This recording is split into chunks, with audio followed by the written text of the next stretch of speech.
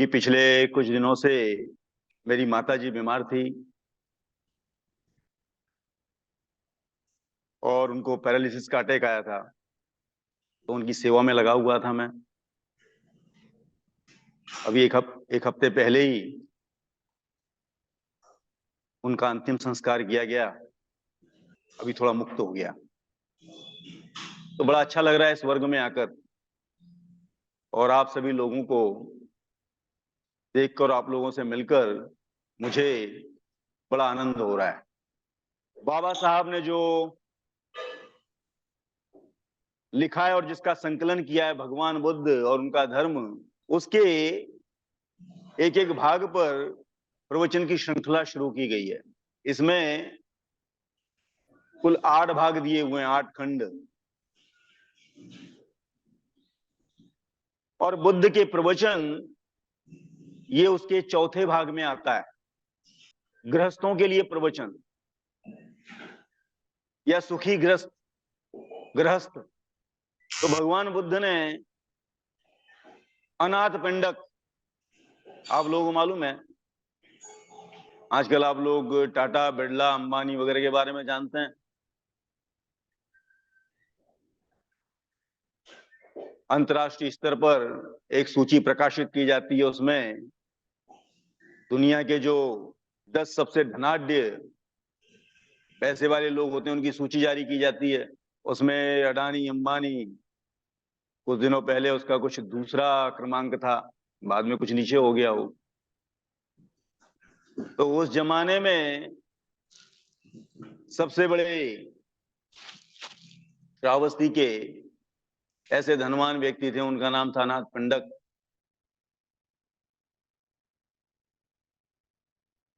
और अनाथ पिंडक नाम उनका इसलिए था कि प्रतिदिन 2000 लोगों को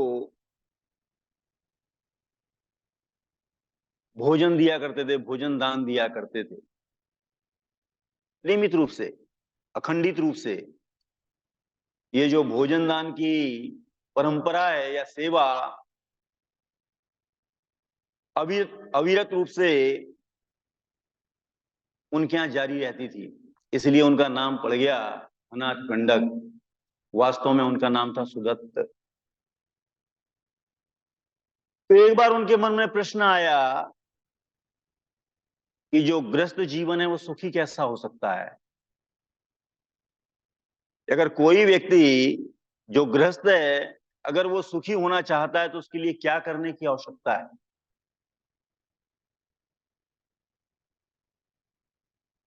और अपने इन मनोभावों को या प्रश्नों को लेकर वो बुद्ध के पास में जाता है और बुद्ध से पूछता है कि भगवान, मुझे बताइए कि गृहस्थ जीवन अगर सुखी होना है या सुखी जीना चाहता है तो उसके लिए कुछ जो महत्वपूर्ण बातें होगी वो बताइए। तो मैं जरा उसको पढ़ता हूं, उसमें कुछ 4 बातें बताई हुई है।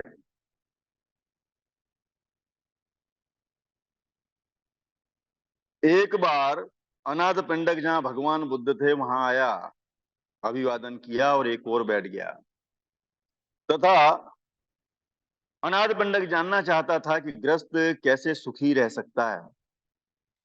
तदनुसार अनाथ पिंडक ने भगवान बुद्ध से प्रार्थना की कि वे उसे गृहस्थ जीवन के सुख का रहस्य समझाए। भगवान बुद्ध ने कहा कि गृहस्थ को पहला सुख तो संपत्ति का मालिक होने का होता है। एक गृहस्थ के पास धार्मिक तरीके से, न्यायतः, बड़े परिश्रम से, बाहुबल से, पसीना बहाकर कमाया हुआ धन होता है। इस विचार से कि मेरे पास न्यायतः अर्जित धन है, उसे प्रसन्नता होती है। तो जो कुछ उसके पास में धन संपदा होती है उसका मालिक होने का उसे सुख होता है, जो उसने न्यायतः अपने परिश्रम से और धार्मिक दृष्टिकोण से अर्जित किया है। दूसरी दूसरी बात उन्होंने बताई, दूसरा सुख संपत्ति के भोगने का सुख है। एक गृहस्थ के पास धार्मिक तरीके से, न्यायतः बड़े परिश्रम से, बाहुबल से, पसीना बहाकर कमाया हुआ धन होता है। वह अपने धन का उपयोग करता है और पुण्य कर्म करता है, इस विचार से कि मैं अपने न्यायतः अर्जित धन से पुण्य कर्म करता हूं, उसे प्रसन्नता होती है। तो जो उसने धार्मिक दृष्टि से न्यायोचित तरीके से जो धन अर्जित किया है, अपने परिश्रम से अर्जित किया है, उसका वो उपयोग करता है, दान दक्षिणा करता है, तो उसका उसे आनंद होता है, प्रसन्नता होती है, वो सुखी होता है। तीसरा तीसरा सुख ऋणग्रस्त न होने का होता है। एक गृहस्थ के सिर पर किसी का भी कम या ज्यादा ऋण नहीं होता, इस विचार से कि मेरे सिर पर किसी का भी कम या ज्यादा ऋण नहीं है, उसे प्रसन्नता होती है। तो ऋण नहीं होना ये भी सुख का सबसे बड़ा कारण होता है। अन्यथा बहुत से लोगों को आपने देखा होगा कि बहुत सी चिंता होती है, भय भी होता है। जिन लोगों के ऊपर काफी कर्ज होता है, मैंने पढ़ा था कि जिस समय रिसेशन आया था, उस समय जिन लोगों ने काफी कर्ज ले रखा था, उसमें से कुछ लोगों ने सुसाइड किया था। तो ये तीसरा सुख बताया, ऋण का न होना। और चौथा सुख दोष रहित होने का है। एक गृहस्थ के शारीरिक कर्म निर्दोष होते हैं, वाणी के कर्म निर्दोष होते हैं और मन के कर्म निर्दोष होते हैं, उसे निर्दोषता का सुख प्राप्त होता है। अगर कोई व्यक्ति शीलों के हिसाब से अपना जीवन यापन करता है, शीलों का आचरण करता है, तो उससे उसको सुख की प्राप्ति होती है। अनाथ पिंडक निश्चय से ये चार सुख ऐसे हैं जिन्हें यदि गृहस्थ प्रयास करे तो प्राप्त कर सकता है। तो ये है, उसमें दिया हुआ है गृहस्थ के सुख के लिए चार बातें बताई है।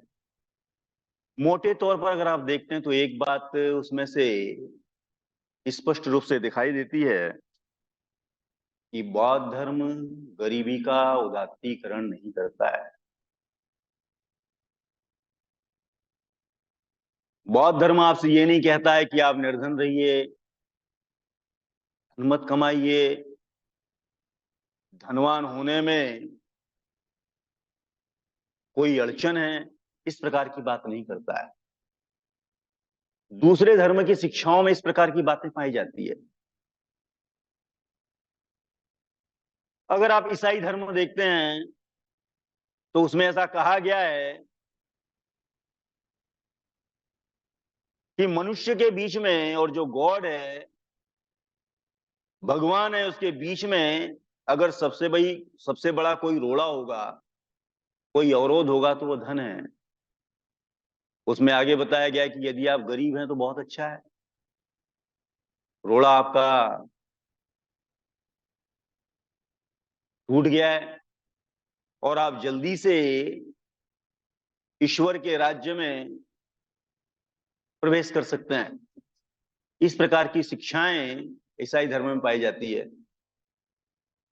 इस्लाम धर्म में भी कुछ इसी प्रकार की बातें हैं, उसमें भी उसको प्रोत्साहन दिया गया है। इसीलिए बहुत से आपको भिखारी लोग दिखाई देते हैं, डोनेशन मांगने वाले दिखाई देते हैं। ये अभी मैं कुछ दिनों पहले पढ़ रहा था कि पाकिस्तान से बहुत से लोग बाहर जाते हैं और केवल सऊदी अरबिया वगैरह और ये दुबई वगैरह जाते हैं और वहां पर भीख मांगने का कार्य करते हैं, क्योंकि उनके धर्म में भी जकात जिसको कहा जाता है, देने की परंपरा है। ब्राह्मणी धर्म का पूछे ही मत। जो ब्राह्मणी धर्म है, या जिसको आप लोग तथाकथित हिंदू धर्म कहते हैं,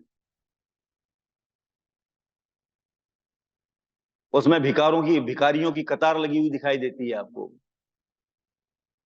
किसी भी आप प्रसिद्ध मंदिर में चले जाइए, उनके धार्मिक स्थलों में चले जाइए, वहां आपको बहुत से पंडित पुरोहित दिखाई देते हैं। पिछले दिनों मैं भूटान गया था। भूटान को गरीब देश कहा जाता है।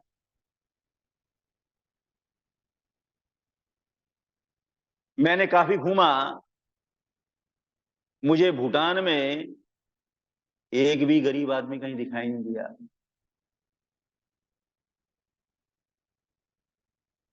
लोग बड़े ईमानदार दिखाई दिए, साफ सुथरापन दिखाई दिया, लोग एक दूसरे को मदद करने वाले दिखाई दिए। और जब मैंने वहां से लोगों से पूछा तो लोगों ने बताया कि भूटान में क्राइम जो है वो 0% है। और आप लोगों को सभी को मालूम होगा कि भूटान जो है वो क्या है, बौद्ध धर्म है। तो बौद्ध धर्म के जो मूल्य हैं, जो वैल्यूज हैं, जो उसके शील हैं, उसमें अगर उसका आप लोग पालन करते हैं तो भिखारी रहने का या गरीब रहने का प्रश्न ही नहीं उठता है। आसपास के अपने बौद्ध देशों को देखिए आप, आपको इसकी अनुभूति आएगी। उसके बाद में भूटान के बारे में और एक दो बातें मुझे लोगों ने बताई। उन्होंने बताया कि भूटान में सभी के लिए, कुछ प्रिविलेज लोगों के लिए नहीं, आपके यहाँ की जो सुविधाएं हैं कुछ प्रिविलेज लोगों के लिए, प्रिविलेज जो कास्ट हैं, जातियां हैं, उनके लिए सुरक्षित हैं, उनको मदद की जाती है। वहां पर ऐसा नहीं है। वहां सभी के लिए शिक्षा मुफ्त है। अगर बाहर कोई पढ़ने जाता है तो सरकार उसको मदद करती है। स्वास्थ्य की सुविधाएं जो है वो फ्री है। अगर कभी किसी को बाहर इलाज की आवश्यकता पड़ती है तो सरकार उसको मदद करती है, उसको भेजने का कार्य करती है। और ये सब बातें सुनकर मुझे खूब आनंद हुआ, खूब प्रसन्नता हुई। और बौद्ध धर्म के प्रति मेरी जो श्रद्धा है और बढ़ गई। अब मित्रों, ये चार बातें आप लोगों ने सुनी कि धन संपदा कमाना धार्मिक दृष्टिकोण से, न्यायोचित दृष्टिकोण से, और उसका मालिक होना ये पहला सुख, उसका उपभोग करना ये दूसरा सुख बताया, ऋण का नहीं होना ये तीसरा सुख बताया, और चौथा शीलों का आचरण करना, शीलों के हिसाब से जीवन यापन करना, ये चौथी बात बताई।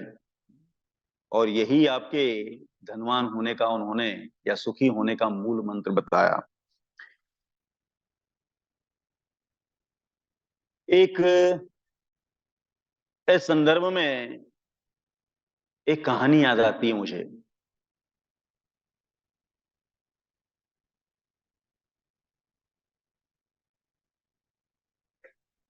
एक बार राजा प्रसेनजीत, कहां के राजा थे? कहां के राजा थे? आपने अगर कभी मुझे सुना होगा तो बहुत सी बार मैंने उल्लेख किया है। कहां के राजा थे?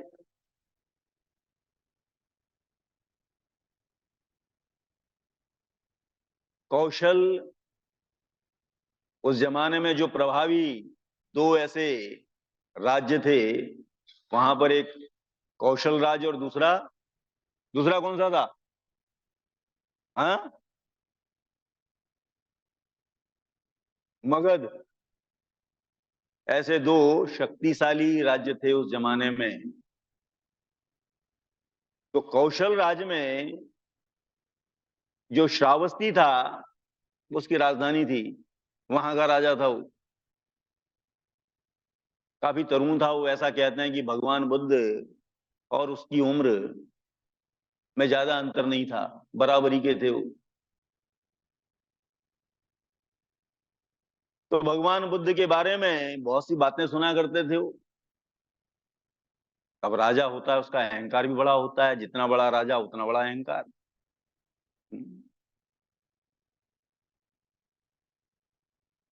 हम अगर पढ़े लिखे हैं या हमारे पास में थोड़ी सी सुविधाएं हैं, धन संपदा है, खाते पीते घर के हैं, तो हमारे पास में अहंकार होता है, छोटा मोटा तो होता ही है हमारे पास में। उसके पास में बड़ा अहंकार था और उसको लगता था कि मेरे से ज्यादा सिद्धार्थ गौतम कैसे लोकप्रिय हो सकते हैं।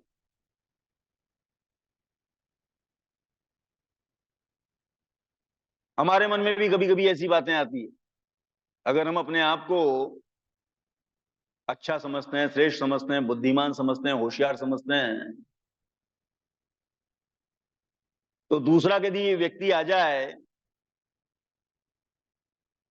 तो हमारा अहंकार ऊपर आ जाता है, उसका भी आ गया। तो बहुत दिनों से विचार करता था, एक बार चला गया वो भगवान बुद्ध के पास में। भगवान बुद्ध किसी झाड़ के नीचे बैठे हुए थे, अभिवादन किया उसने और भगवान से पूछा,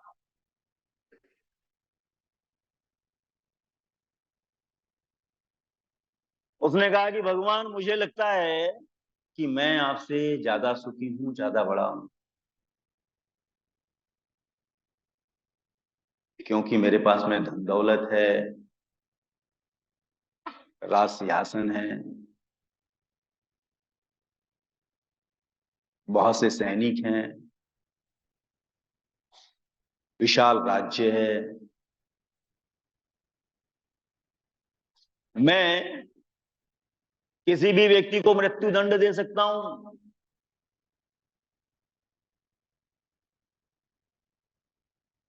तो मुझे लगता है कि मैं आपसे ज्यादा सुखी हूं, आपसे ज्यादा समृद्ध हूं। भगवान बुद्ध ने शांति से सुना, मुस्कुराए और उन्होंने कहा कि राजन,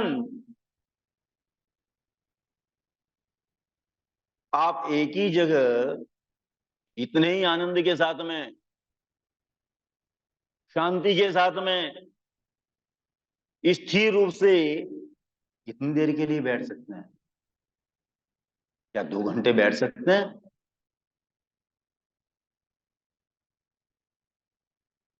उसने कहा 2 घंटे, 2 घंटे बैठ सकता हूं, उसमें कोई दिक्कत नहीं है। फिर भगवान ने कहा 4 घंटे। तो राजा जरा सोचने लगा,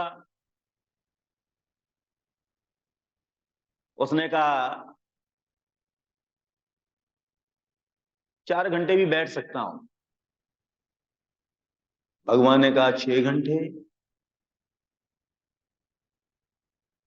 प्रसन्नजीत ने कहा कि गौतम, 6 घंटे बैठना मेरे लिए बड़ा मुश्किल होगा, बहुत से काम है मुझे, इतना बड़ा राज्य है, तरह तरह की दिक्कतें आती है, राज्य भी संभालना होता है, लोगों को भी देखना होता है।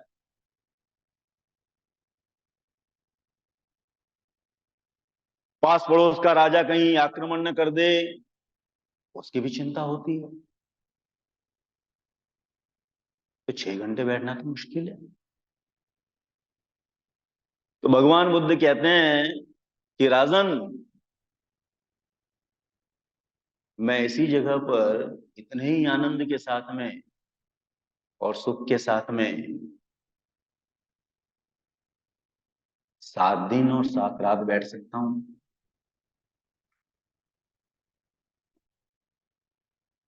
अब उसने कहा, भगवान ने कहा कि अब आप ही विचार कीजिए कि कौन सुखी है। कि अगर आदमी सुखी है, संतुष्ट है, शांत है, क्या दिक्कत है उसको एक ही जगह बैठने में? जब आदमी चिंतित होता है जब आदमी लोभ, द्वेष और मोह से ग्रस्त होता है, जब भय होता है, तभी मनुष्य मनुष्य अस्वस्थ होता है, अस्थिर होता है। तो राजों का समझ में आ गया, ये जो दिखाई देने वाला वैभव है, उसके केंद्र में सुख नहीं है।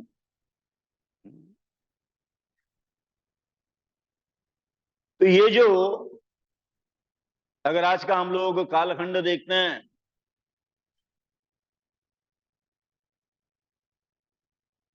तो एक बात निश्चित रूप से दिखाई देती है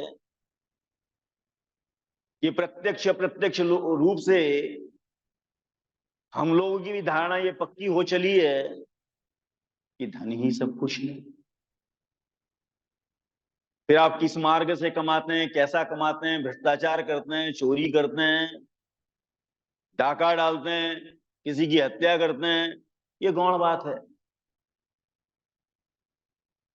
पैसा होना, सुविधा होना,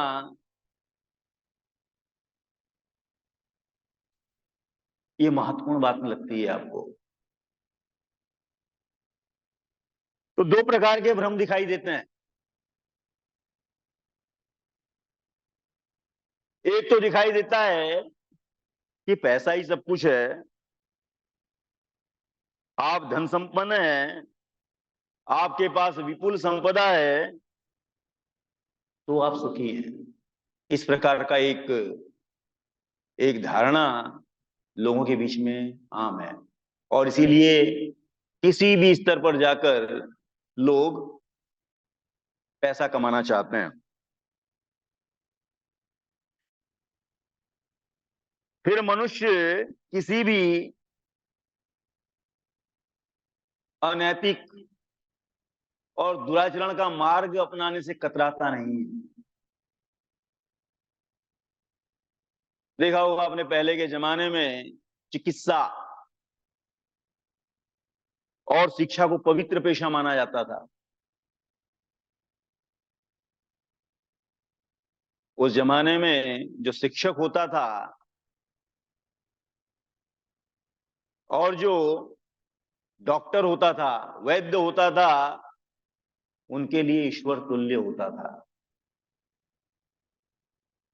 आज के युग में अगर आप देखेंगे तो उसका कितना अवमूल्यन हो गया है।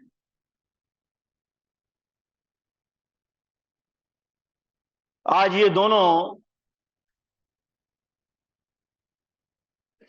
चिकित्सा और शिक्षा, ये वैसा व्यवसाय हो गए। अगर डॉक्टर बनना है आपको तो करोड़ों रुपए खर्च करने पड़ते हैं। शिक्षा का व्यवसायीकरण हो गया है, बाजारीकरण हो गया है। बड़े बड़े जो प्राइवेट स्कूल हैं, उसकी बाढ़ सी आ रही है, जहां पर लाखों रुपए आपको डोनेशन देना होता है।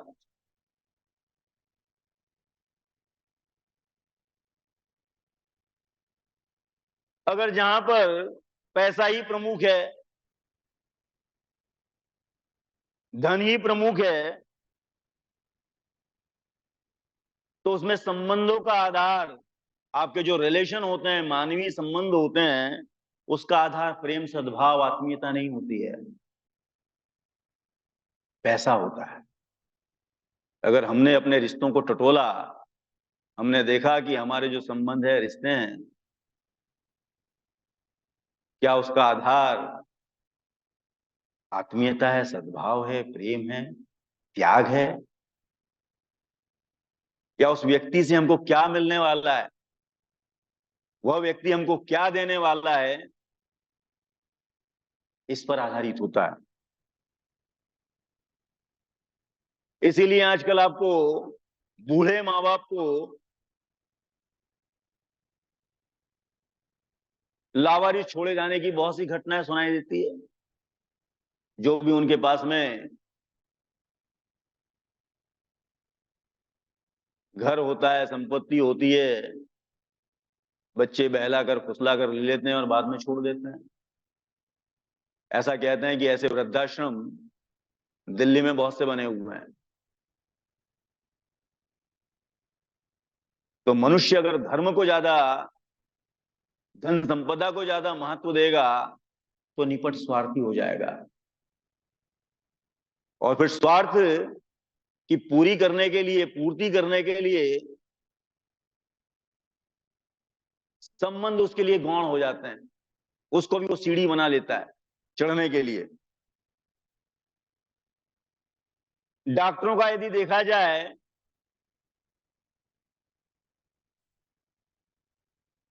पैसों को महत्व देने के कारण आजकल जो बीमार व्यक्ति होता है वो गौण होता है। जब तक आपके पास में पैसा है तब तक आप सेवाएं ले सकते हैं डॉक्टर की।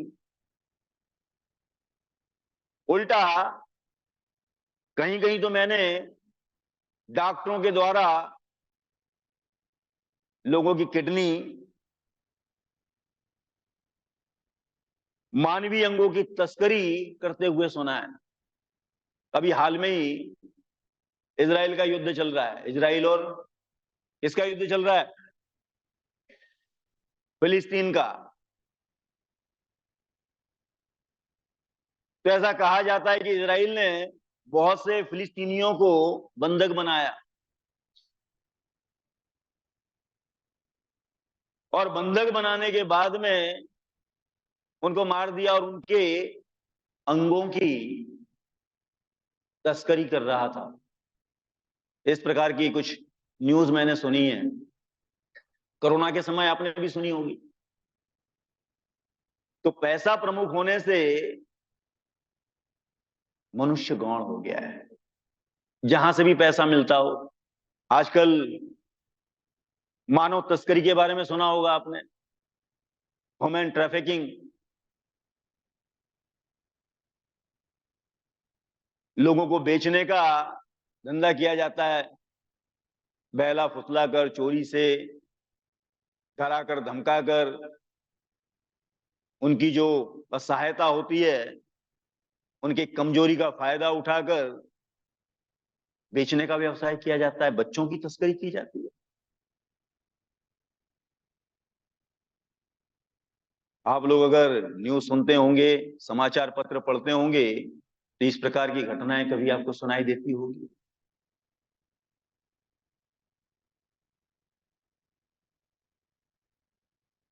तो जिस प्रकार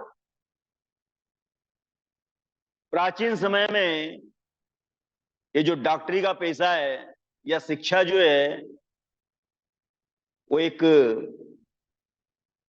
पवित्र ऐसा कार्य समझा जाता था, उसका इस 21वीं सदी में अवमूल्यन हो गया है।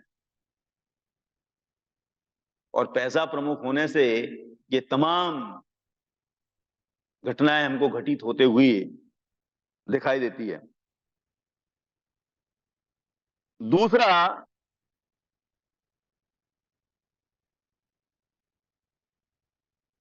समस्याएं भी बढ़ गई है।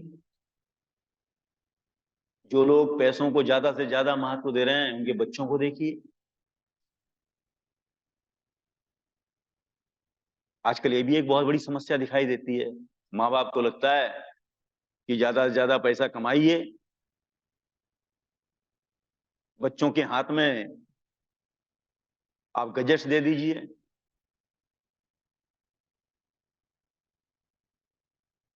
लैपटॉप दे दीजिए, मोबाइल दे दीजिए, टीवी दे दीजिए, और भी जो सुख सुविधाएं वो दे दीजिए, पैसा दे दीजिए।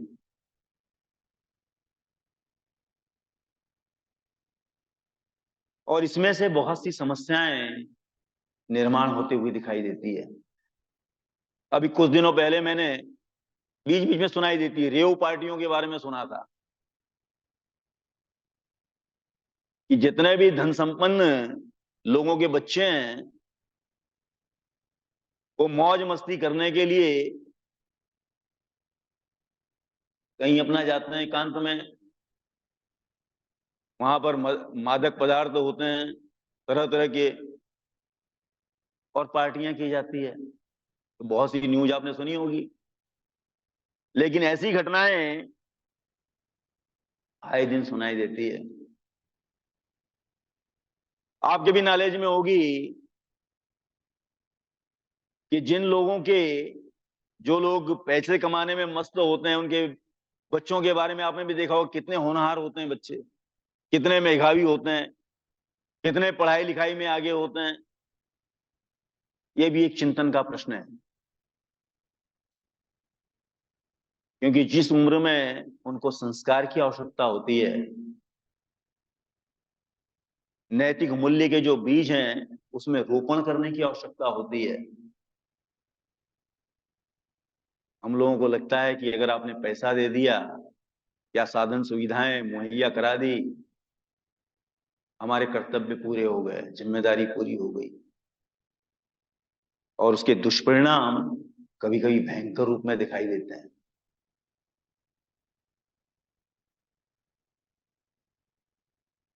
और जिनके पास में नायज नाजायज तरीके से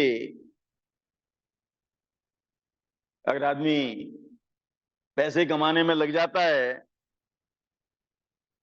तो आपने देखा होगा कि ऐसे बहुत कम लोग दिखाई देंगे आपको कि जिसमें आपको अच्छी आदतें होगी। अच्छी आदतें उनमें विकसित होती है। जुआ, शराब, तरह तरह के व्यसन, इससे ग्रस्त आपको दिखाई देते हैं। एक भगवान बुद्ध की कहानी याद आती है मुझे इस संदर्भ में। एक बार किसी गांव में किसी किसान का खेत था, तो चोरों की एक टोली थी। उसने किसी धनवान व्यक्ति के घर में चोरी की। चोरी करके भागे वो, और बंटवारा करने के लिए खेत में झाड़ होता है, झाड़ के नीचे बैठ गए और बंटवारा करने लगे। बंटवारा किया उन्होंने। उस बंटवारा करने में और हड़बड़ी करने में बांट तो लिया उन्होंने, लेकिन एक थैली जो थी सोने जवाहरात से भरी हुई, वो छूट गई। चोर भाग गए। भगवान बुद्ध आनंद के साथ में गुजर रहे थे। आनंद मालूम है कि भगवान के साथ में हमेशा आनंद का नाम आता है। उनका सेवक था वो। तो भगवान ने उस थैली की ओर देखा, और आनंद को कहते हैं कि आनंद, उस विषधारी भुजंग को देख रहे हो?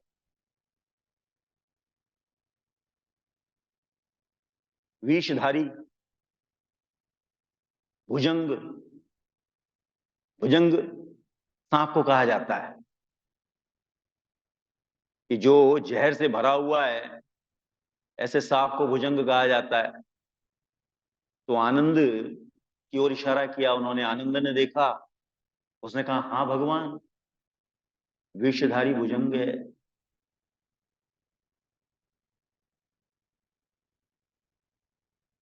उसके बाद में और दोनों चल दिए, क्योंकि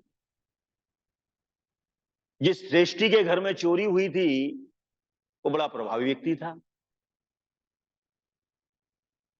सैनिकों ने जांच पड़ताल करने की शुरुआत की। पैरों के निशान देखकर निशानदेही करते करते वो जगह पर पहुंच गए। वहां पर उनको वो पोटली दिखाई दी। उनको लगा कि किसानी चोर है। उसको पकड़ लिया गया। उसको फांसी की सजा सुनाई गई। और जो सैनिक है उसको पकड़कर ले जाने लगे। तो सैनिक के मुंह से एक वाक्य बार बार निकलता था कि आनंद देखो वो विषधारी भुजंग है। ये बार बार इस वाक्य को दोहराता था। तो सैनिकों ने सुना, उनको बड़ा अजीब लगा। वो राजा के पास में पहुंचे और राजा को बताया, ये जो चोर है ये बार बार आनंद और भगवान बुद्ध का नाम लेता है और कहता है कि आनंद देखो वो विषधारी भुजंग है।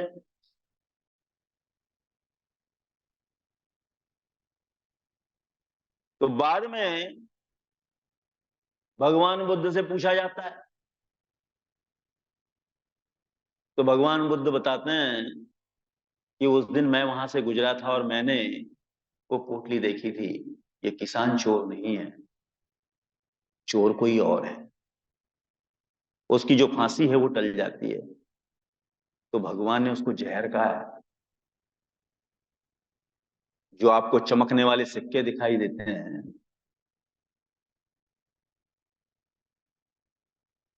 उसमें भगवान को पॉइजन दिखाई देता है। और ये जो मैंने घटनाएं ऊपर बताई आपको, ये पॉइजन नहीं तो क्या है? जहां माँ बाप को लावारिस छोड़ दिया जाता हो,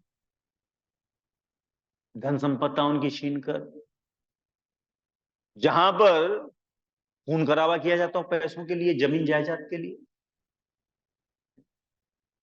जहां पर भाई भाई का दुश्मन बन जाता हो। इसीलिए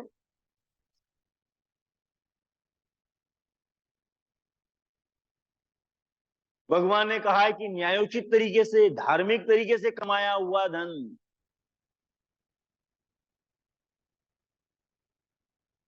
अगर आप शीलों का आचरण करते हैं, धार्मिक तरीके से शीलों के आधार पर अगर आपने जीवन जिया है और उसमें से धन कमाते हैं, तो आपको वो हमेशा आनंद ही देता है, सुख ही देता है। अगर आपने चोरी से कमाया है, भ्रष्टाचार से कमाया है, लोगों को फंसा कर कमाया है, षड्यंत्र करके कमाया है, लोगों की मजबूरी का फायदा उठाकर कमाया है, तो ऐसा धन आपके सुख का कारण कभी नहीं बन सकता है।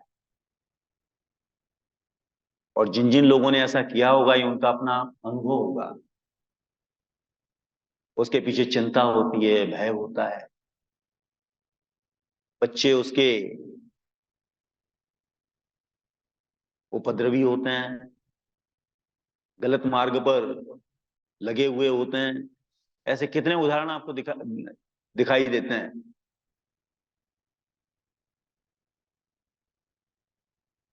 इसीलिए भगवान ने उसको जहर की संज्ञा दी है।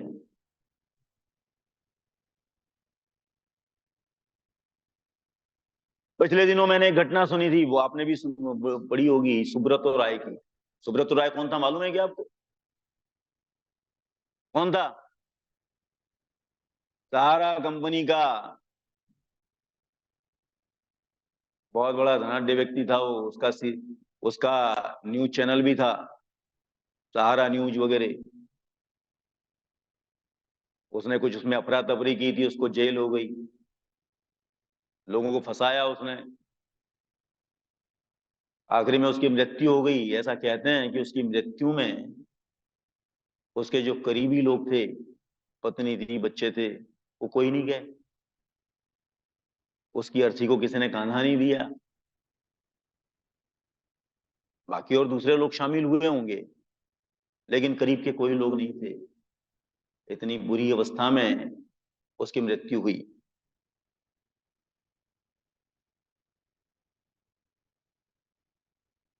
तो ये हो गई पहली बात, पहला भ्रम, कि पैसा ही सब कुछ है। इनके इन प्रकार जिस तरीके से भी आप कमा सकते हैं,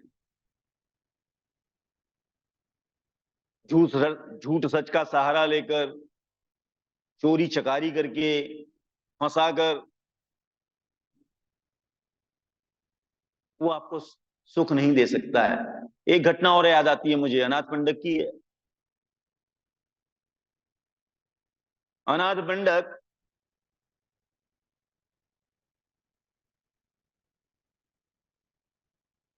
दिन में 3 बार जेतवन जाता था। सवेरे जाता था, दोपहर में जाता था, शाम को जाता था, और तीनों बार कुछ न कुछ लेके जाता था। कभी खाने पीने की सामग्री ले जाता था, कभी दवाइयां ले जाता था, कभी फूल ले जाता था, मोमबत्ती अगरबत्ती वगैरह ले जाता था, धूप दीप।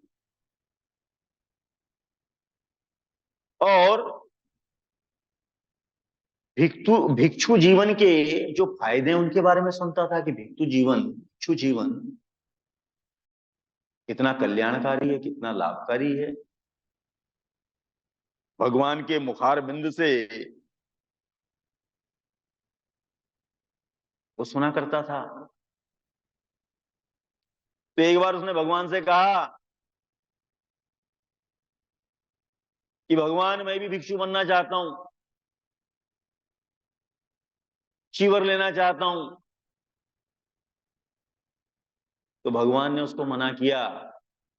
भगवान ने कहा कि अनाथ पिंडक, तुम जो कार्य कर रहे हो वो सबसे श्रेष्ठ कार्य है। हजारों लोगों को भोजन देने का, उनकी भूख का शमन करने का तुम पुण्यवान कार्य कर रहे हो, भिक्षुओं को मदद कर रहे हो। तो आप जो कार्य कर रहे हैं वही श्रेष्ठ कार्य है, वही आनंद देने वाला कार्य है। भगवान ने उसको भिक्षु बनाने के लिए, भिक्षु बनने के लिए नहीं कहा। तो जब भी हम अपने परिश्रम से, मेहनत से, न्यायोचित तरीके से अगर हम धन संपदा अर्जित करते हैं तो हमेशा वो आनंद देने वाली, सुख देने वाली होती है। दूसरी बात बताई उन्होंने,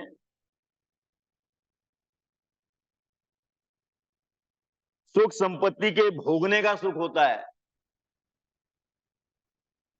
जब आप अपनी मेहनत से, कष्ट से, न्यायोचित तरीके से धन अर्जित करते हैं तो उसको, उसका उपयोग करने का आनंद ही अलग होता है। आप दान पुण्य का कार्य भी करते हैं, लोगों की मदद भी करते हैं। एक गृहस्थ के पास धार्मिक तरीके से, न्यायतः बड़े परिश्रम से, बाहुबल से, पसीना बहाकर कमाया हुआ धन होता है, वह अपने धन का उपयोग करता है, पुण्य कर्म करता है, उसे प्रसन्नता होती है। अनाथ पिंडक का ही मैं आपको उदाहरण बताता हूं कि उसने इतना दान पुण्य करने की शुरुआत की कि एक समय ऐसा है कि उसके पास में सारी उसकी धन संपदा समाप्त हो गई।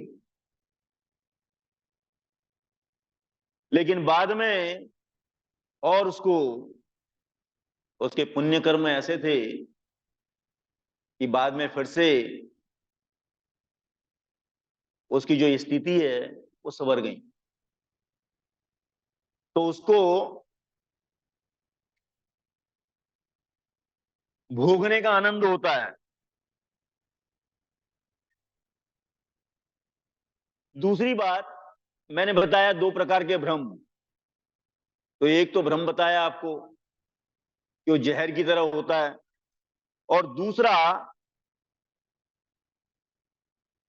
पैसों को महत्व देने वाले लोग आत्म केंद्रित होते हैं।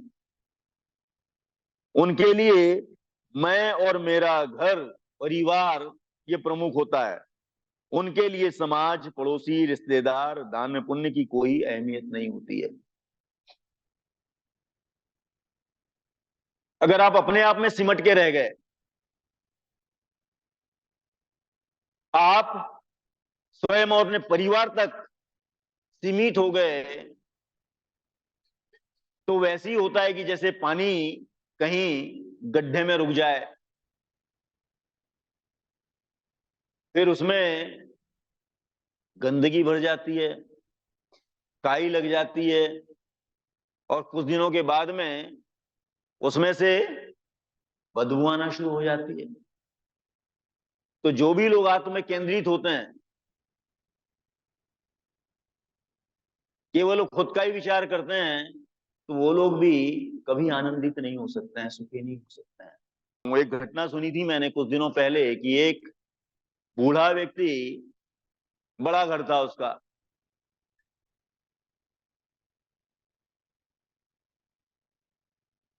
बाथरूम में 4 दिन पहले से ही मरा पड़ा हुआ था। बदबू आना शुरू हो गई। आसपास के लोगों ने कंप्लेंट की, पुलिस आई, पुलिस ने खोजबीन की तो मालूम पड़ा कि हार्ट अटैक से उसकी मृत्यु हो गई। उसका एक बेटा कहीं दुबई में रहता था, एक कहीं अमेरिका में रहता था। उसको सूचना दी गई, उन्होंने कहा कि ऐसा कीजिए, अभी तो हम बड़े महत्वपूर्ण काम में फंसे हुए हैं, कंपनी के काम में फंसे हुए हैं, आप ही निपटा लीजिए। तो बहुत से ऐसे लोगों को देखा होगा कि जिन्हें लगता है कि भाई समाज से कोई लेना देना नहीं, लोगों से कोई लेना देना नहीं, पास पड़ोसी लोगों से कोई लेना देना नहीं। ऐसे भी बहुत से लोग दिखाई देते हैं, आत्म केंद्रित होते हैं। उनका जीवन भी बड़ा दुखदायी होता है। ये 2 प्रकार की धारणाएं आम दिखाई देती है। एक तो किसी भी मार्ग से आप पैसा कमाइए, धनवान हो जाइए, बड़े हो जाइए, बड़ा घर बना लीजिए, बंगला बना लीजिए, गाड़ियां खड़ी कर लीजिए। और दूसरा होता है कि अपने आप में ही सिमट जाइए, मैं भला और मेरा घर भला। किसी को मदद करने की, दान पुण्य करने की, लोगों के बीच में जाने आने की कोई आवश्यकता नहीं है। तो ये 2 प्रकार के भ्रम हैं और ये मनुष्य के जीवन को कष्टपूर्ण बनाते हैं। इसलिए भगवान ने कहा है कि भोगने का आनंद अगर आपने सही दृष्टिकोण से कमाया है तो उसको, उसके उपयोग करने का आनंद ही कुछ अलग होता है। मैंने आजाद पिंडक के जीवन की आपको 1-2 घटनाएं बताई। उसके जीवन में ऐसा था कि उसकी 2-3 बच्चियां जो थी, 2 लड़कियां जो थी उसकी, एक सगदागामी थी, एक श्रोतापन्न थी। एक बड़ी बच्ची थी उसकी, वो भी श्रोतापन्न थी, ये भी श्रोतापन्न था। उसका पूरा जो घर है वो धम्म में था और बड़ा ही आनंदित था वो, बड़ा सुखी था वो। उसके बाद में तीसरी बात उसमें आती है, तीसरा सुख ऋणग्रस्त न होना। अगर आपने न्यायोचित तरीके से धन कमाया है, अर्जित किया है, तो उसका आपको आनंद होता है, सुख होता है, उसको भोगने का सुख होता है। और जिसके पास में धन संपदा है उसके ऋण लेने का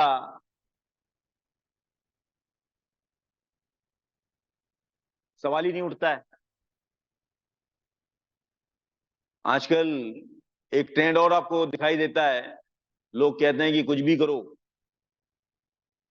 जहां से मिलता है वहां से लो। मुझे रोज 2-3 मैसेज आते हैं कि आपका 3 लाख का, 5 लाख का लोन हमने ये कर लिया है, अप्रूव कर लिया है, आप केवल मिस कॉल दीजिए। बैंक से आता है, कहीं वो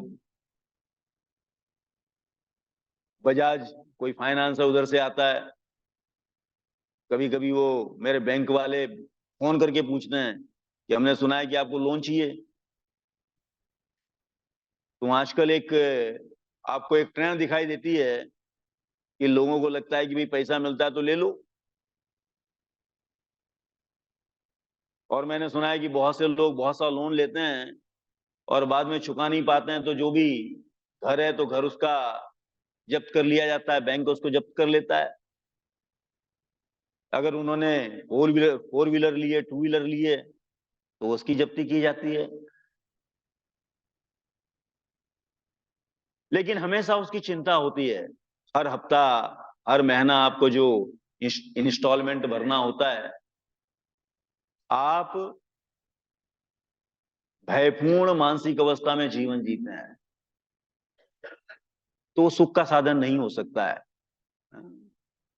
तो अगर आप धार्मिक हैं, शीलों का आचरण करते हैं, तो निश्चित रूप से आपको सुख की प्राप्ति होती है।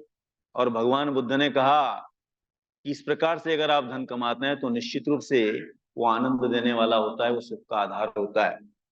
तो मित्रों, आज के इस वर्ग में इतना ही मैं आपसे कहना चाहता था। आपने बड़े ही प्रेम से और शांति से मेरे शब्दों को सुना, इसके लिए मैं आपका आभारी हूं। और आप सभी के